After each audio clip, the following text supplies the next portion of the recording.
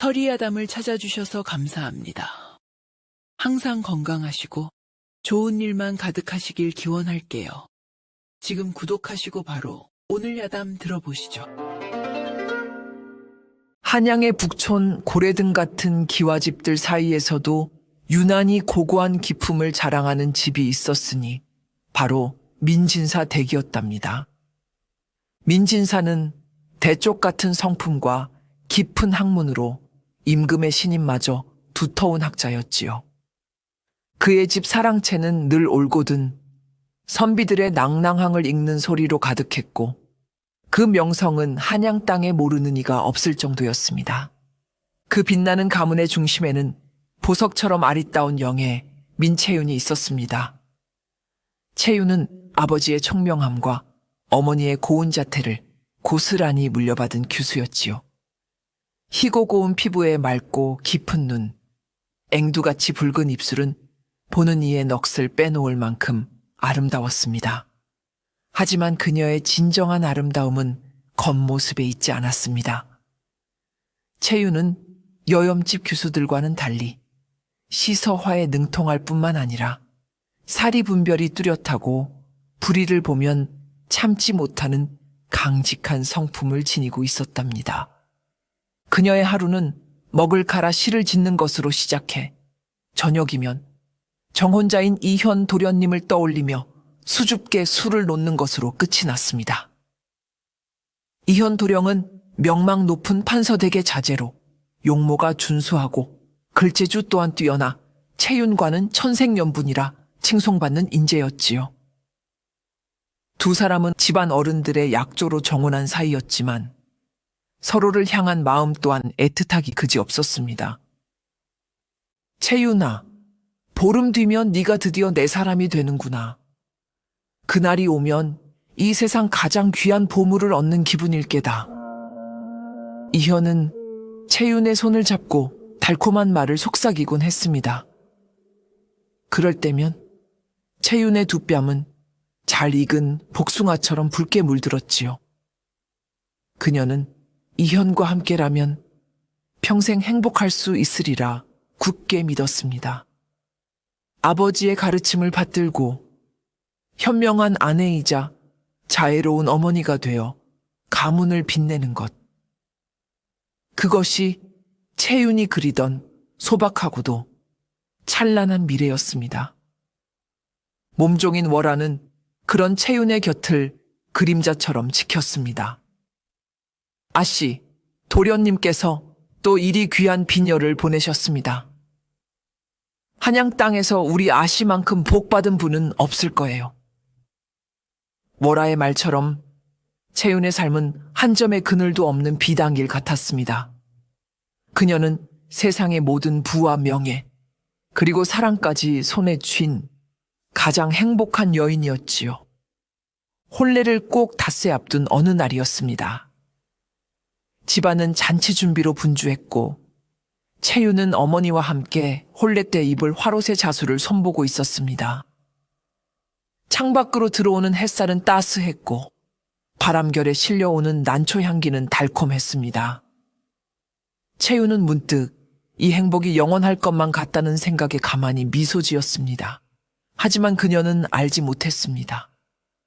그 찬란한 행복의 정점에서 그녀의 운명이 가장 어둡고 차가운 나락으로 곤두박질치기 직전이라는 사실을 말입니다. 운명의 여신은 때로 가장 행복한 순간에 가장 잔인한 비수를 숨겨두는 법이니까요. 그날 밤 민진사댁의 평화는 산산조각이 났습니다. 한밤중 잠든 온 집안을 깨우는 요란한 고함 소리와 함께 십수명의 의금부 관원들이 횃불을 들고 들이닥친 것이지요. 그들은 다짜고짜 대문을 부수고 들어와 집안 곳곳을 쑥대밭으로 만들기 시작했습니다. 대체 이게 무슨 행패인가? 내가 누군 줄 알고 이리 무례를 범하는 것이냐? 잠옷바람으로 뛰쳐나온 민진사가 호통을 쳤지만 관원들을 이끌고 온 금부도사는 눈 하나 깜짝하지 않았습니다. 그는 차가운 목소리로 교지를 펼쳐 보이며 말했지요. 민진사, 그대를 영모죄로 체포하라는 어명이요. 썩 오랏줄을 받으시오. 영모라니 당치도 않은 소리. 내 평생을 오직 성상폐하와 이 나라를 위해 살아왔거늘 감히 나에게 영모의 누명을 씌우다니. 민진사는 기가 막혀 소리쳤지만 소용없었습니다. 관원들은 그의 팔을 거칠게 뒤로 꺾어 포박했습니다. 아버지! 비명을 지르며 뛰쳐나온 채유는 눈앞의 광경을 믿을 수 없었습니다. 존경하는 아버지가 한순간에 영모죄인이 되어 끌려가는 모습을 그녀는 그저 넋을 잃고 바라볼 수밖에 없었지요.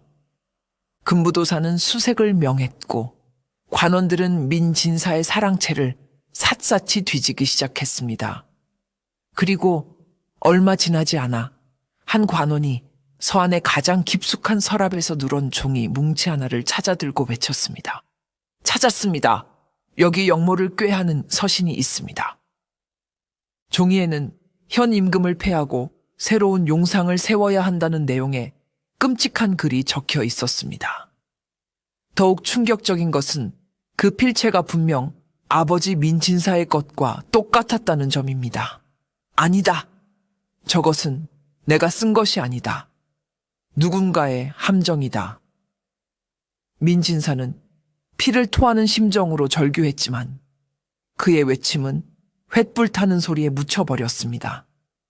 채윤의 정혼자인 이현이 뒤늦게 소식을 듣고 달려왔습니다. 그는 채윤의 어깨를 감싸 안으며 위로했지요.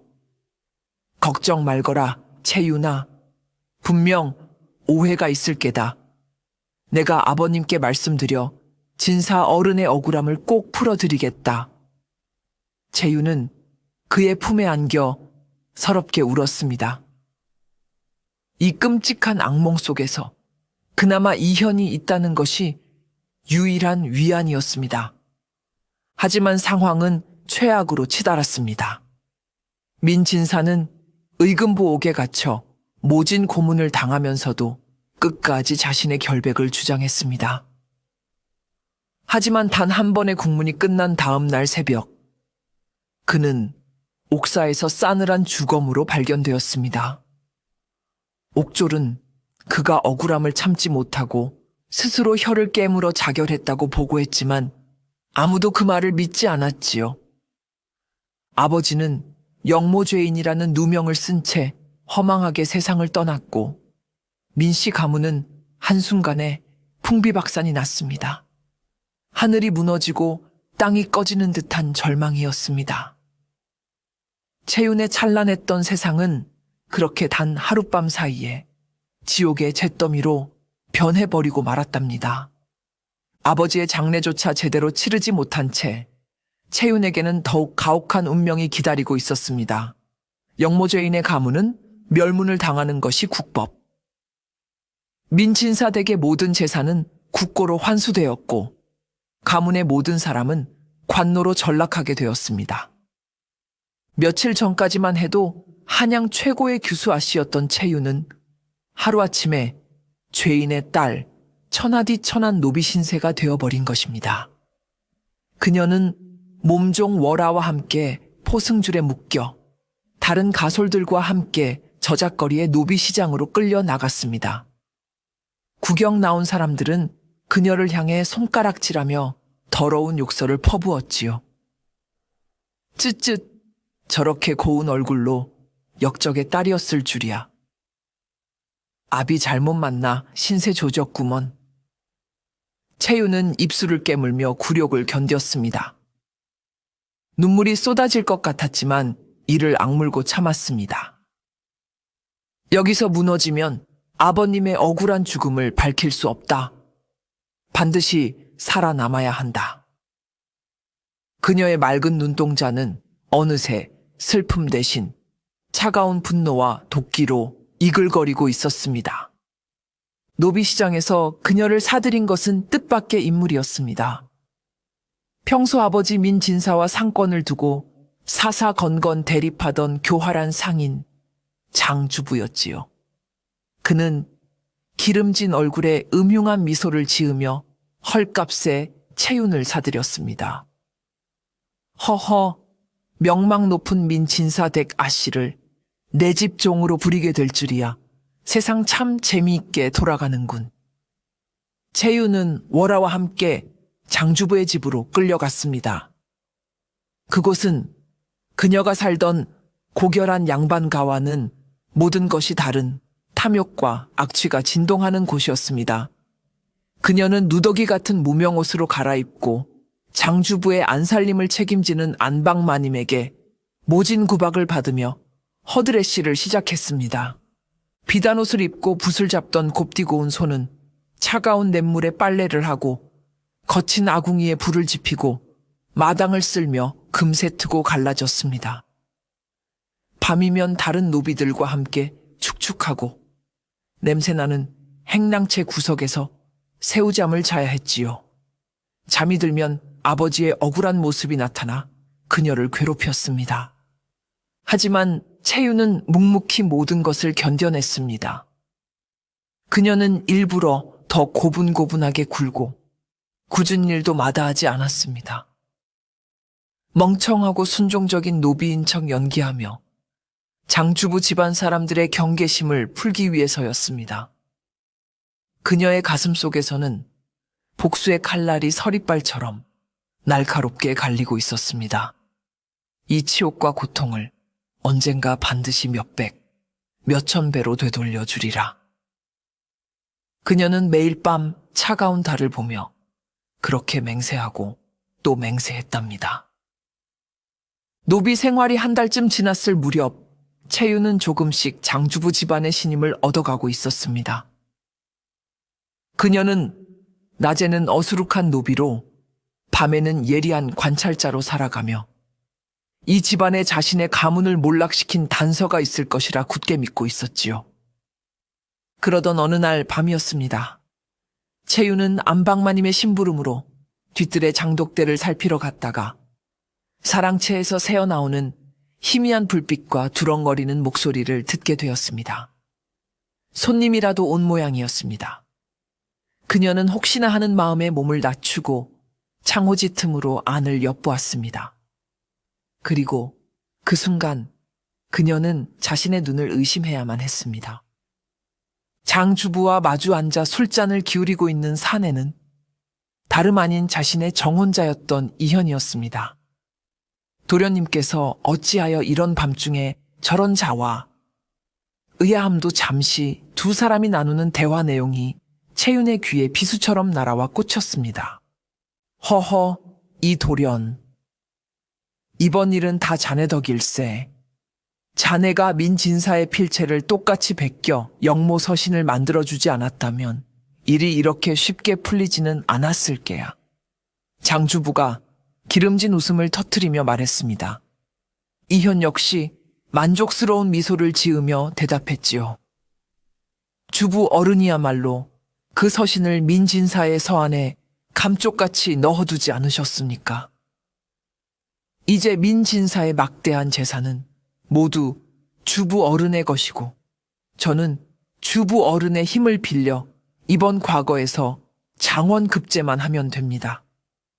서로에게 이보다 더 좋은 거래가 어디 있겠습니까? 그렇고 말고 게다가 덤으로 저 고고하던 민씨 가문의 계집까지 내 집 노비로 들어왔으니 참으로 일석이조가 아닌가? 그 계집은 자네가 원한다면 언제든 첩으로 내어주겠네. 하하하. 채유는 온몸에 피가 차갑게 식는 것을 느꼈습니다. 세상이 빙글빙글 돌고 귀가 멍멍해졌습니다. 믿었던 정혼자. 악몽 속에서 유일한 빛이라 여겼던 그가 바로 아버지에게 영모 누명을 씌우고 가문을 파멸시킨 원수였던 것입니다. 그의 달콤했던 속삭임, 걱정하던 눈빛, 그 모든 것이 추악한 거짓과 위선이었습니다. 아, 채유는 터져 나오려는 비명을 간신히 손으로 막았습니다. 심장이 갈기갈기 찢기는 듯한 고통이었습니다. 하지만 그 고통보다 더 큰 것은 배신감에서 비롯된 지독한 분노였습니다. 그녀의 눈에서 뜨거운 눈물이 흘러내렸습니다.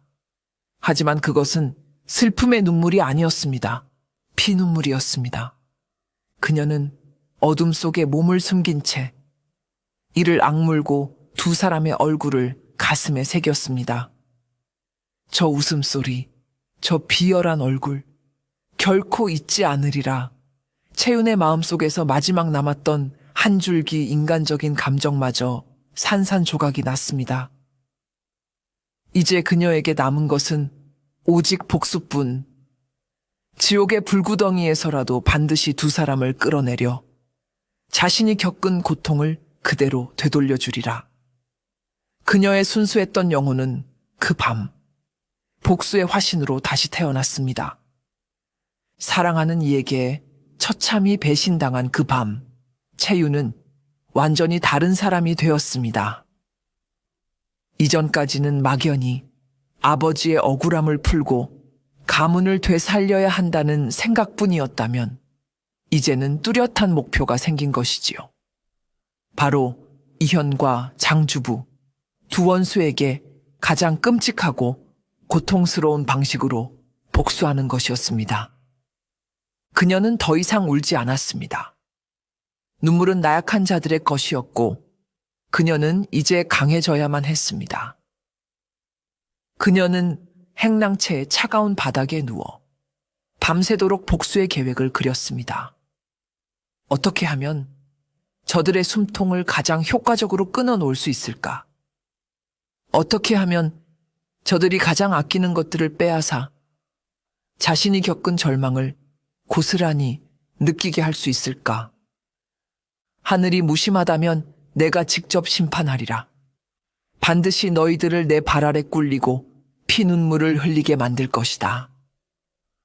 어둠 속에서 그녀의 눈은 늑대처럼 형형하게 빛났습니다. 다음 날부터 채윤의 행동은 더욱 주도 면밀해졌습니다.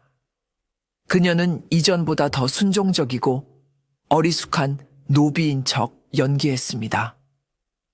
안방마님의 온갖 구박에도 군소리 없이 따르고 장주부 앞에서는 고개조차 제대로 들지 못하는 겁먹은 모습을 보였지요.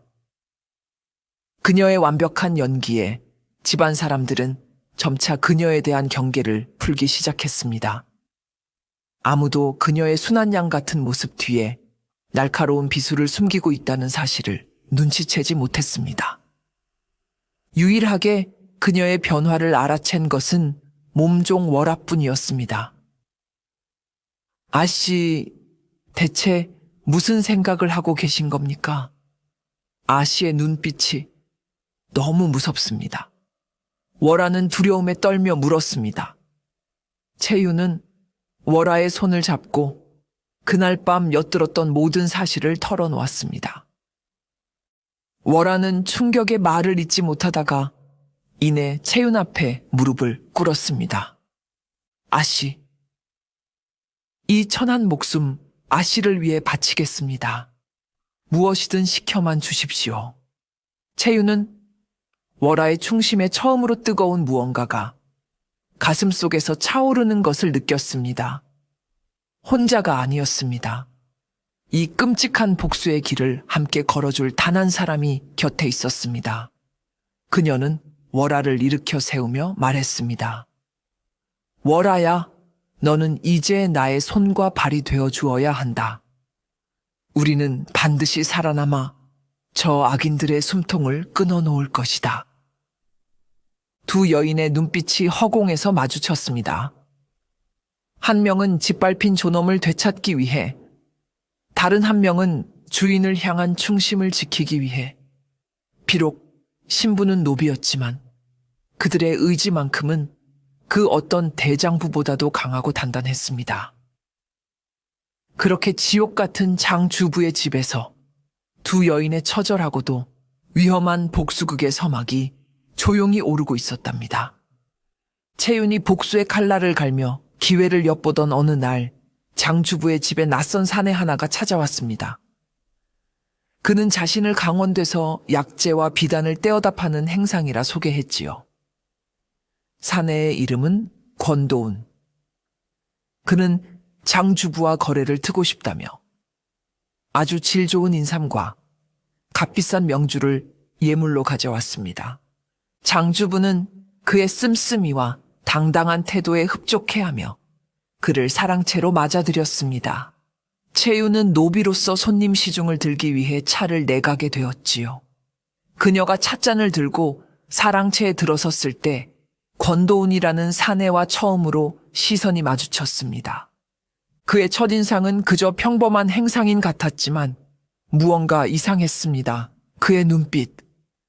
사람을 꿰뚫어 보는 듯한 그 예리하고 깊은 눈빛은 결코 장사치의 것이 아니었습니다. 마치 잘 벼려진 칼날처럼 서늘하면서도 그 안에는 쉽게 가늠할 수 없는 무게감이 담겨 있었지요. 채유는 저도 모르게 시선을 피하며 찻잔을 내려놓고 조용히 물러났습니다. 권도운 역시 마찬가지였습니다. 그는 찻잔을 들고 들어온 연호비를 유심히 살펴보았습니다. 남루한 옷차림과 흙먼지 묻은 얼굴이었지만 숨길 수 없는 고고한 기품과 꼿꼿한 자세, 그리고 무엇보다도 절망 속에서도 꺾이지 않고 이글거리는 그 눈빛. 그는 한눈에 그녀가 보통 내기가 아님을 알아보았습니다. 저런 눈빛을 가진 노비라니 대체 어떤 사연을 품고 있는 것일까? 그날 이후 권도우는 며칠에 한 번씩 장주부의 집을 드나들었습니다. 그는 장주부의 비위를 맞추며 능숙하게 거래를 이어나갔지만 그의 진짜 관심은 다른 곳에 있는 듯했습니다. 그는 집안 구석구석을 살피는 듯한 눈초리로 주변을 관찰했고 특히 채윤의 행동을 유심히 지켜보았습니다. 채윤 또한 그를 경계했습니다. 저 사내는 대체 누구일까? 어째서 나를 저런 눈으로 보는 것일까? 혹시 장주부나 이현과 또 다른 음모를 꾸미는 자는 아닐까? 그녀는 권도운의 의중을 파악하기 위해 그의 앞에서는 더욱 몸을 사리며 어리숙하게 행동했습니다. 시간이 흐를수록 원수 이현의 손길은 채윤의 숨통을 더욱 조여왔습니다.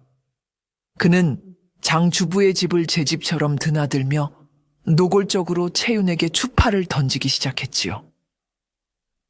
채윤아, 네가 아직도 나를 잊지 못하는 것을 안다. 내 너를 불쌍히 여겨 내 첩으로라도 거두어 주마. 이리 와 내 술잔을 채워보거라. 채윤은 속에서 치미는 역겨움과 분노를 억누르며 그의 비위를 맞춰야 했습니다. 그의 손이 자신의 어깨에 닿을 때마다 온몸의 살가죽을 도려내고 싶은 심정이었습니다. 이대로 있다가는 복수는커녕 원수의 놀이개로 전락해 버릴지도 모른다는 위기감이 그녀를 덮쳤습니다. 더 이상은 안 된다. 이곳을 벗어나야 한다. 채윤은 마침내 탈출을 결심했습니다. 그녀는 월화와 함께 며칠 밤낮으로 치밀한 계획을 세웠습니다. 담벼락이 가장 낮은 곳, 경비가 가장 허술한 시간, 그리고 도주 후 숨을 곳까지 모든 준비를 마친 어느 달 없는 금음날 밤, 두 사람은 마침내 실행에 옮겼습니다. 그들은 담요를 찢어 만든 밧줄을 이용해 간신히 높은 담장을 넘는 데 성공했습니다. 칠흑 같은 어둠 속을 두 사람은 손을 잡고 미친 듯이 달렸습니다. 자유를 향한 희망과 붙잡힐지도 모른다는 공포가 뒤섞여 심장이 터질 것만 같았지요. 하지만 그들의 자유는 그리 오래가지 못했습니다. 그들이 한양 도성을 채 벗어나기도 전에 장주부의 간호들이 횃불을 들고 말을 달려 그들을 추격해왔습니다. 누군가 그들의 탈출 계획을 미리 눈치채고 알린 것이 분명했습니다. 두 여인의 연약한 발로는 말의 속도를 당해낼 수 없었지요. 그들은 결국 강변의 갈대밭에서 붙잡히고 말았습니다. 장주부의 집으로 다시 끌려온 채윤과 월에게는 지옥 같은 매질이 기다리고 있었습니다. 장주부는 분노에 차 채찍으로 직접 채윤의 등을 후려쳤습니다. 이 천한 계집이 감히 주인을 배신하고 도망을 쳐 내년에 그 오만한 길을 오늘 내가 완전히 꺾어주마. 살점이 찢기고 피가 튀는 고통 속에서도 채유는 비명 한 번 지르지 않았습니다. 그녀는 이를 악물고 도끼 어린 눈으로 장주부를 노려볼 뿐이었지요. 그녀의 꺾이지 않는 눈빛에 오히려 장주부가 섬뜩함을 느끼고 매질을 멈출 정도였습니다. 그날 밤 채유는 피투성이가 된 채 행랑채 구석에 버려졌습니다. 온몸이 쑤시고 아파 손가락 하나 까딱할 수 없었습니다. 절망이 그녀를 집어삼킬 듯 했습니다. 이제 모든 것이 끝났다고 생각하는 순간 어둠 속에서 누군가 조용히 다가왔습니다. 행상 권도운이었습니다. 그는 주변을 살핀 뒤 채윤의 곁에 작은 약병 하나를 몰래 내려놓았습니다. 그리고는 아주 낮은 목소리로 속삭였지요. 죽는 것은 가장 쉬운 복수요. 살아남아 직접 갚아주는 것이야말로 가장 통쾌한 복수지. 그 말을 남기고 그는 소리 없이 사라졌습니다. 채윤은 그의 의미심장한 말에 정신이 번쩍 들었습니다. 그는 대체 누구일까? 어떻게 나의 마음을... 그녀는 희미한 희망의 불씨를 느끼며 약병을 힘겹게 들어 올렸습니다. 그래, 아직 끝난 게 아니야. 나는 반드시 살아남아야 해. 탈출에 실패하고 모진 매질까지 당한 후 채유는 자신의 전략을 바꾸기로 결심했습니다. 정면으로 부딪히는 것은 계란으로 바위치기, 더 교활하고 대담한 방법이 필요했습니다. 그녀는 이현의 역겨운 제안을 역이용하기로 마음먹었습니다. 그의 첩이 되어 가장 가까운 곳에서 그의 심장을 겨누는 비수가 되기로 한 것이지요. 그것은 자신의 모든 것을 내던져야 하는 위험한 도박이었습니다. 하지만 이미 지옥의 밑바닥까지 떨어진 그녀에게 두려울 것은 아무것도 없었습니다.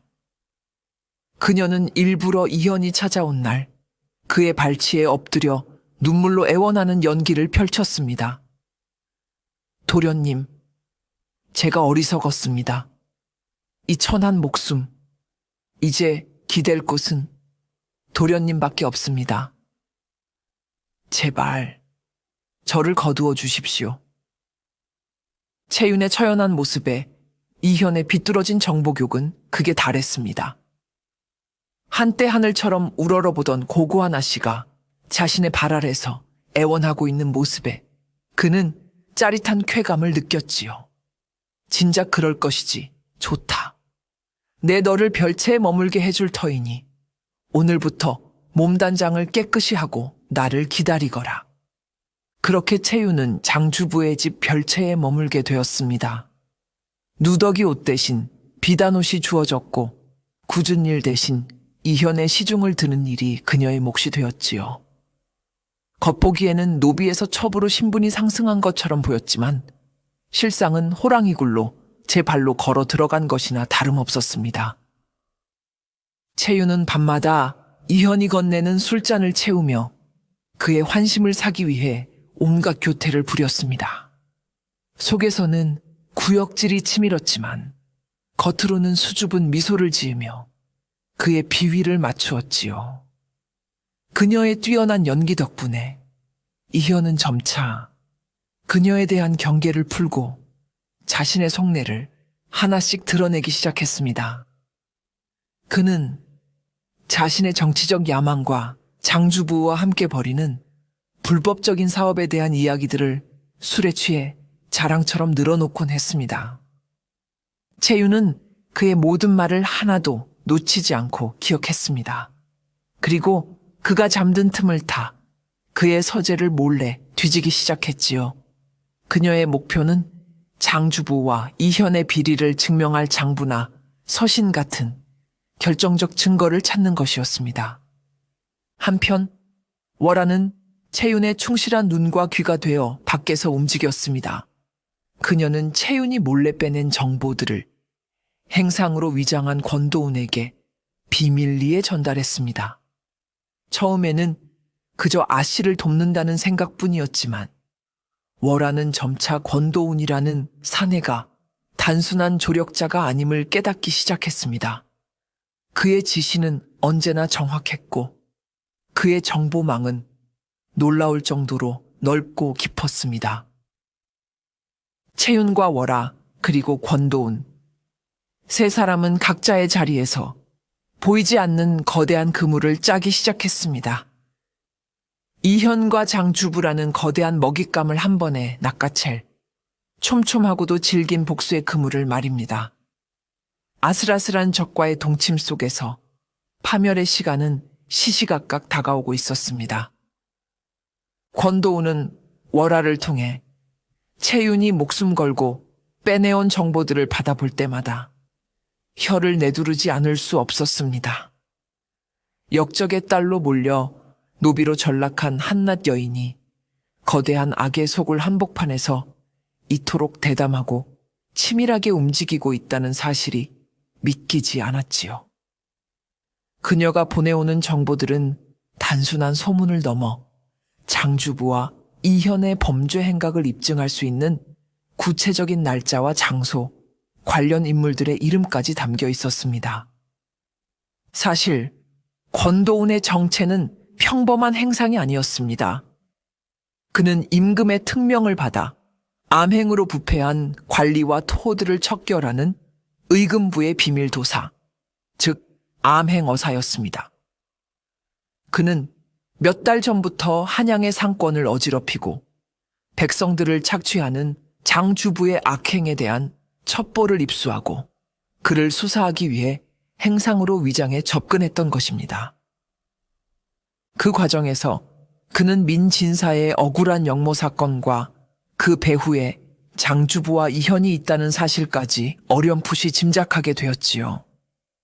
하지만 심증만 있을 뿐 그들의 교활한 수법 때문에 결정적인 물증을 잡지 못해 애태우고 있던 차였습니다. 그런 그에게 채윤의 등장은 가뭄의 단비와도 같았습니다. 그녀는 권도운이 놓치고 있던 퍼즐의 조각들을 하나씩 맞춰주고 있었습니다. 처음에 권도운은 채윤을 그저 유용한 정보원으로만 생각했습니다. 하지만 시간이 지날수록 그녀에 대한 그의 감정은 변해가기 시작했습니다. 지옥 같은 상황 속에서도 꺾이지 않는 그녀의 강인함, 자신의 모든 것을 걸고서라도 정의를 바로 세우려는 그녀의 용기, 그리고 원수의 품에 안기면서도 복수를 계획하는 그녀의 처절함. 그 모든 것이 그의 얼어붙은 마음을 뒤흔들었습니다. 그 역시 과거에 비슷한 아픔을 겪었기 때문입니다. 그의 아버지 또한 강직한 성품 때문에 모함을 받아 억울하게 목숨을 잃었고 가문은 풍비박산이 났었습니다. 그는 가까스로 살아남아 피나는 노력 끝에 지금의 자리에 올라 자신과 같은 억울한 희생양이 나오지 않도록 하기 위해 목숨을 걸고 임무를 수행하고 있었지요. 그는 채윤의 눈빛에서 과거 자신의 모습을 보았습니다. 그 여인을 반드시 내 손으로 구해내야겠다. 권도우는 채윤을 단순한 정보원이 아닌 함께 싸워야 할 동지이자 지켜줘야 할 여인으로 여기기 시작했습니다. 그는 자신이 운영하는 비밀 정보 조직 흑천을 총동원하여 채윤이 보내온 정보의 신빙성을 확인하고 장주부와 이현의 주변을 더욱 깊숙이 파고들기 시작했습니다. 채윤 또한 권도운의 정체를 어렴풋이 짐작하고 있었습니다. 그가 건네주는 정보들은 때로 관아의 내부 사정을 꿰뚫고 있었고 그가 보여주는 통찰력은 단순한 장사꾼의 것이 아니었지요. 그녀는 그가 위험한 인물임을 알면서도 그에게 의지하고 있는 자신을 발견했습니다. 그는 칠흑 같은 복수의 길을 걷고 있는 자신에게 유일하게 길을 비춰주는 등불 같은 존재였습니다. 두 사람은 서로의 정체를 완전히 알지 못했지만 이미 운명의 끈으로 단단히 묶여 같은 목표를 향해 나아가고 있었답니다. 채윤의 위험한 이중 생활은 계속되었습니다. 그녀는 이현 앞에서 완벽하게 사랑에 빠진 척 연기하며 그의 신뢰를 얻어냈고, 마침내 그의 서재를 자유롭게 드나들 수 있는 허락까지 받아냈습니다. 그녀가 노리는 것은 단 하나, 아버지를 영모로 몰았던 조작된 영모 서신의 흔적을 찾는 것이었습니다. 이현의 서재는 수많은 책과 문서들로 가득 차 있었습니다. 채윤은 그가 집을 비운 틈을 타 며칠 밤낮으로 서재 구석구석을 샅샅이 뒤졌습니다. 하지만 증거를 찾는 것은 쉽지 않았습니다. 교활한 이현은 이미 흔적을 깨끗이 지워버린 듯 했지요. 포기해야 하나 절망감이 밀려오던 어느 날이었습니다. 채윤은 서안의 가장 아래쪽 잘 쓰지 않는 낡은 벼루 밑에서 우연히 얇은 종이 한 장을 발견했습니다. 그것은 무언가를 베껴 쓰는 데 사용했던 습자지였습니다. 별 생각 없이 그것을 들어 햇빛에 비춰본 순간 채윤은 숨을 멈췄습니다. 습자지에는 희미하게 글씨의 흔적이 남아 있었습니다. 그것은 바로 아버지가 썼다고 알려진 영모 서신의 내용 일부였습니다. 그리고 그 옆에는 아버지의 필체를 흉내내기 위해 수백 번을 연습한 흔적이 고스란히 남아 있었습니다. 민자를 쓰는 법, 진사의 마지막 획을 긋는 법까지 이현이 얼마나 공들여 아버지의 필체를 위조했는지 알 수 있는 명백하고도 결정적인 증거였습니다. 찾았다. 채윤의 온몸에 전율이 흘렀습니다. 이것만 있으면 아버지의 억울한 누명을 벗기고 이현과 장주부의 죄를 만천에 드러낼 수 있었습니다. 그녀는 떨리는 손으로 습자지를 자신의 옷소매 깊숙이 감추었습니다. 하지만